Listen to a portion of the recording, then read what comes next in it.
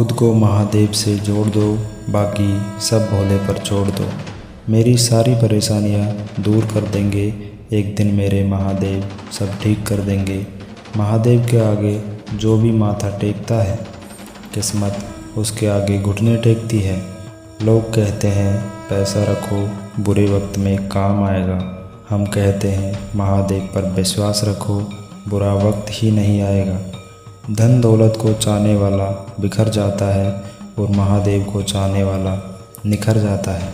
जो अपनी कश्ती महादेव के सहारे छोड़ देते हैं, तो खुद तूफान भी उन कश्तियों को किनारे पर छोड़ देते हैं। ज़िंदगी आपने दी है, संभालेंगे भी आप। आशा नहीं विश्वास है, हर मुश्किल से निकालेंगे भी आप। महादेव कहते हैं पल में अमीर है, पल में फ़कीर है। अच्छे कर्म कर लेना, यह तो बस तकदीर है। तू चाहे तो मेरा हर काम साकार हो जाए, तेरी कृपा से खुशियों की बहार हो जाए। यूँ तो कर्म मेरे भी कुछ खास अच्छे नहीं, मगर तेरी नज़र पड़े तो मेरा उद्धार हो जाए। एक विश्वास के बल पर आप बड़े से बड़े लक्ष्य को प्राप्त कर सकते हैं। जिन्हें विश्वास है उसे दुनिया की सभी सुख प्राप्त है। जो भगवान को मानता है उसमें विश्वास रूपी शक्ति होती है। महादेव तुमसे ही सारी आस है, तुम एक ही मेरा विश्वास है। कोई हो या ना हो, तू साथ है तो सब कुछ मेरे पास है।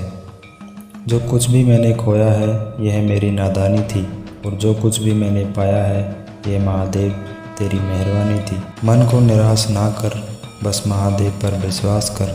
हर पल साथ है वो डमरू वाला, इस बात का एहसास कर। महादेव कहते हैं हे बंदे, अगर तू एक भी कदम मेरी तरफ बढ़ा देता तो मैं मंजिलों को तेरी दहलीज से मिला देता।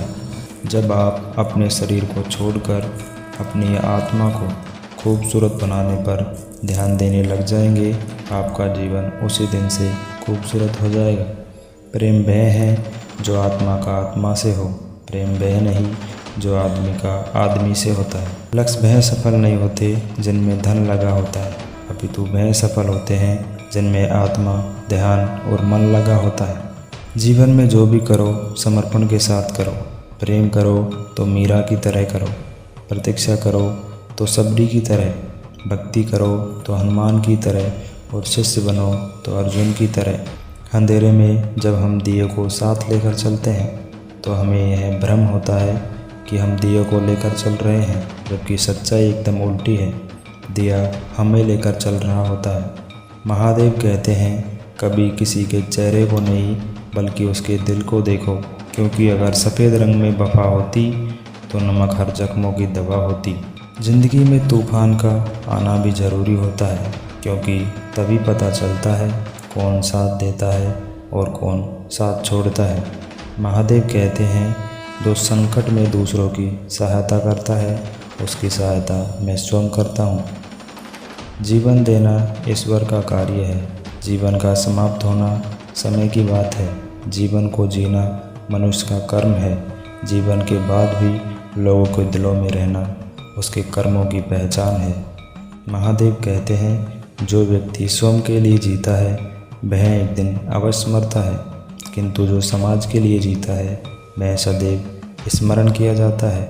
ईश्वर आपके हृदय को जानते हैं, आपके शब्दों से कोई मतलब नहीं, क्योंकि वो आपके हृदय के भावों को पहचानते हैं।